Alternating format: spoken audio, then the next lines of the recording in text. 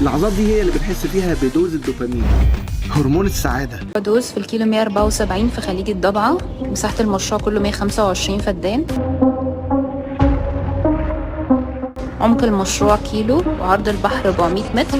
البحر رملي مش صخري، ما فيهوش امواج. واحنا عبارة عن 8 مصاطب، كل مصطبة من الدور الارضي بتكون كاشفة البحر.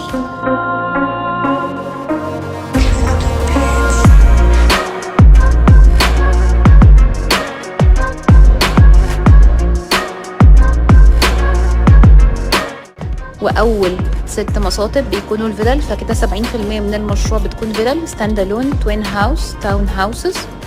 واخر ليفل وعلى اعلى ليفل وعلى اعرض لاجون 500 متر في 200 متر دور السيرفيس ابارتمنت، شاليهات غرفه وغرفتين وثلاث غرف في كل مبنى، وكل مبنى بيكون سايد سي فيو او دايركت سي فيو.